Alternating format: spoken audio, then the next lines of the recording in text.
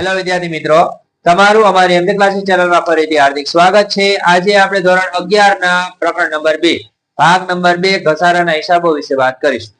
Okay, અત્યાર લગી મેં તમને આગળના દાખલાઓ સમજાવેલા છે। હવે આપણે દાખલા નંબર 5 માંનો છઠ્ઠો દાખલો પહોંચ્યા છીએ, તો એની શરૂઆત કરશું। રેડી? ચલો, હવે છઠ્ઠા દાખલામાં તમારે શું કરવાનું છે એની વાત કરીએ।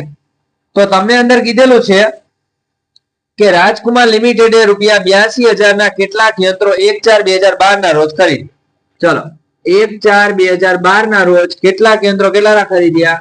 ₹82,000 ના ખરીદ્યા છે। હવે શું કે છે? યંત્રોને ગોઠવવાનો ખર્ચ 8,000। તો ચલો, પ્લસ ગોઠવણી ખર્ચ કેટલો થયો? 8,000। હવે 8,000 આમાં આપણે ઉમેરી દઈએ એટલે ટોટલ યંત્રો આપણને કેટલાના મળ્યા? 90,000। હવે આગળ શું કે છે જો કે 1/10/2014 ના રોજ બીજા 70,000 ના યંત્રો ખરીદ્યા। રેડી? તો માની લો કે હવે 1/10/14 ના રોજ, તો પેલા આપણે અહીંયા ગણતરી અહીંયા લખીએ, 1/10/14 ના રોજ બીજા યંત્રો ખરીદ્યા। કેટલાના ખરીદ્યા છે? તો 70,000 ના ખરીદ્યા છે, અને એમાં આપણે ખર્ચ થયો કેટલાનો થયો? 2,000। એટલે બીજું કઈ કર્યું છે આગળ નથી, તો આ 2,000 નો ખર્ચ એટલે યંત્રો આપણને કેટલામાં પડ્યા? 72,000। આ બીજા યંત્રો અને આ પહેલા યંત્રો। હવે શું કે છે આગળ? 10% લેખે સીધી લીટીની પદ્ધતિએ ઘસારો ગણો 31/3/2015 સુધી। 31/3/2015 સુધી 10% લેખે સીધી લીટીની પદ્ધતિ। રેડી? પછી શું કે છે કે હા, પ્રથમ ખરીદેલા યંત્રો પૈકી પ્રથમ ખરીદેલા જે યંત્રો હતા એમાંથી કેટલા ટકા? 30% યંત્રો 20% નફા સાથે વેચી દીધા। 20% નફા સાથે વેચી। ચલો, હવે એમ કીધું છે કે 31/3/2015 સુધીનું યંત્ર ખાતું તેમજ દરેક વર્ષના વાર્ષિક હિસાબોમાં અસર આવે। ચલો, હવે બોર્ડ ઉપર ધ્યાન રાખો, જો આટલી રકમ છે, આપણે આટલી રકમ ઉપરથી આન્સર મળી જશે। સૌથી પહેલા શું કરવાની કીધું? પહેલા આપણે આ યંત્રની શરૂઆત, તો આનું હિસાબી વર્ષ 31/3/13 પતે। હવે 10% ઘસારો કીધો એટલે કેટલા થયા? 9,000 થયા। એ તમે બાદ કરો એટલે 81,000 આવ્યા। હવે આ તમને મળ્યું શું?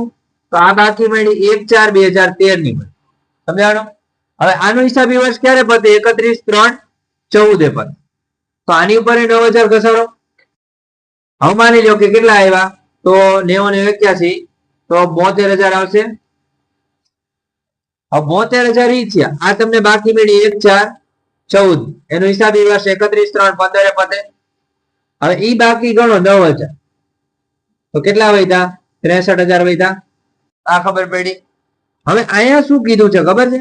આ જે 63,000 ના યંત્રો આવ્યા ને એમાંથી ખાલી તમે 30% યંત્રો વેચ્યા।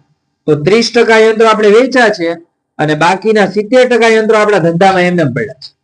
તો 30% એટલે કેટલા થાય? 63,000 ના 30% કરો તો 18,900। આટલા યંત્રો તમે વેચી દીધા અને નફા સાથે। નફો કેટલો હતો જોવો તો 20% હતો, તો આના 20% નફો કરો 3,780 રૂપિયા। હવે પ્લસ કરી નાખો, કેટલા થાય? 7 દુ 14 15 16 નો છકડો વધી પડી 1 8 ને 1 9 9 ને 3 12 22,000 થાય જોવો તો। આટલામાં વેચી દીધા। ક્લિયર? રકમમાં કઈ વાંધો નથી ને? ઓકે, હવે શું કરવાનું? જો હવે આપણે 1/10 ના રોજ યંત્ર ખરીદ્યું। હવે આનું હિસાબી વર્ષ ક્યારે પતે? 31/3/2015 પતે કે ન પતે? તમે જ જોજો, 10મો મહિનો છે, હવે એનું હિસાબી વર્ષ 31/3/15 પતે। કેટલાના યંત્રો હતા? 72,000। એના 10% ઘસારો કરો, કેટલો થાય? 7,200। એ બાદ કરી નાખો, રકમ કેટલી આવે? કરો બાદ, 66,000। ઓકે, ચલો 64,800। ચલો, ક્લિયર? આટલું ગણતરીમાં કોઈ વાંધો છે નથી ને? હવે જો તમારે પેલા યંત્ર ખાતું બનાવવું હોય તો યંત્ર ખાતું બનાવી દઈએ આપણે, તો આપણે દોરેલું જ છે। ચલો, સૌથી પહેલા બાકી લખ નાખો 1/4/2012। હવે તમે યંત્ર ખરીદ્યું છે એટલે બેંક ખાતું આવશે, અને બીજું કયું ખાતું આવશે? રોકડ ખાતું। ખરીદી કરો એટલે આ બે ખાતા આવે। તો આપણે યંત્ર ખરીદ્યું હતું કેટલાનું? 82,000, અને 8,000 રૂપિયા ખર્ચ થયો એટલે ઈ યંત્ર તમને કેટલામાં પડ્યું? 90,000 માં પડ્યું। ચલો, આ ખબર પડી? બોર્ડ ઉપર ધ્યાન। ઓકે, હવે આની ઉપર તમે ઘસારો ગણો। ઘસારો શું આવશે? ચલો, ઘસારો આપણે 31/3/13 નો ગણીએ,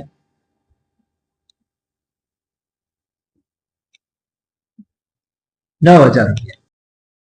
હવે એની બાકી કેટલી નીકળશે 31 3 13 ની બાકી આગળ લઈ ગયા તો આમાંથી બાદ કરો એટલે કેટલા નીકળે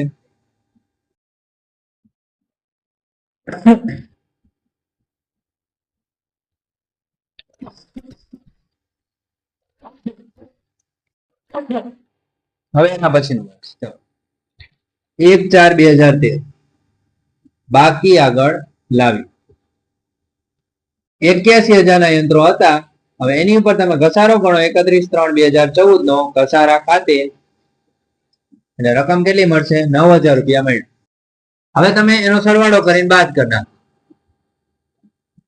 આપણે સરવાળો કરીએ એટલે કેટલા મળશે 72,000 આવશે બાકી એની અહીંયા સરવાળો થઈ ગયો 81,000 અહીંયા લખ નાખ્યું આપણે બાકી આગળ લઈ ગઈ અને તારીખ ખાસ મારવાની 31/3/2014 ચલો આમ થઈ ગયું હવે ત્રીજા વર્ષ ચલો પેલા આપણે બાકી લખીએ 1/4/2014 બાકી આગળ લાવી તો કેટલાની બાકી આવશે તો 72,000 રૂપિયા થશે હવે ફેર શું પડ્યો આ જ વર્ષમાં આપણે નવું યંત્ર ખરીદ્યું હતું એ યાદ રાખવાની તારીખ એટલે 1/10/2014 ના રોજ યંત્ર ખરીદ્યું હતું અહીંયા લખ્યું આપણે બેંક ખાતે અને પછી 1/10/2014 અહીંયા લખ્યું આપણે રોકડ ખાતે હવે જોવા જઈએ તો આ બે નો આપણે પેલા શું કરશું રકમ લખશું કેટલી છે આની 70,000 અને આની છે 2,000 હવે આ બધા યંત્રો ઉપર આપણે ઘસારો ગણીએ 31/3/2015 ઘસારા ખાતે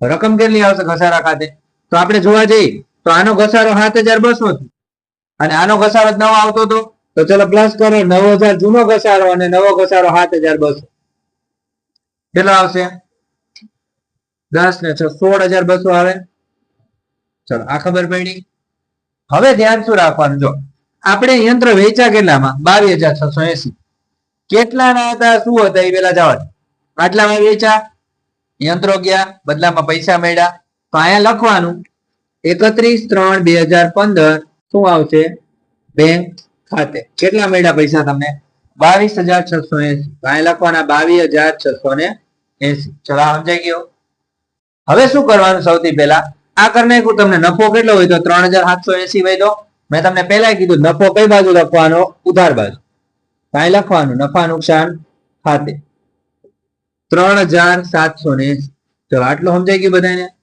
હવે કઈ નહીં કરવાનું આનો સરવાળામાંથી ઓલો સરવાળો બાદ કરો ચલો આનો સરવાળો કેટલો થાય પેલા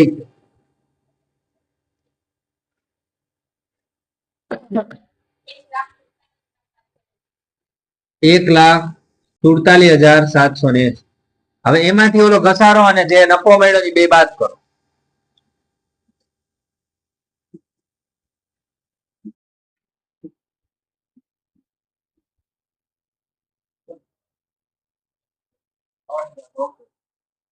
$1,08,900 આવશે આવશે રેડી હવે કેટલા આવ્યા 1,08,900 હવે હું તમને કહું ને એનો ટોટલ કરો એટલે આપણને ખબર પડી જાય કે આપણો જવાબ સાચો છે કે ખોટો સમજાણું કઈ રીતે ખબર પડે સાચો જવાબ તો આ બીજું યંત્ર રહ્યું એની બાકી આપણી પાસે 64,800 ની વધી અને આ જે જૂનું યંત્ર હતું એની બાકી કેટલી વધી ચલો આના 70% કરો 63,000 ના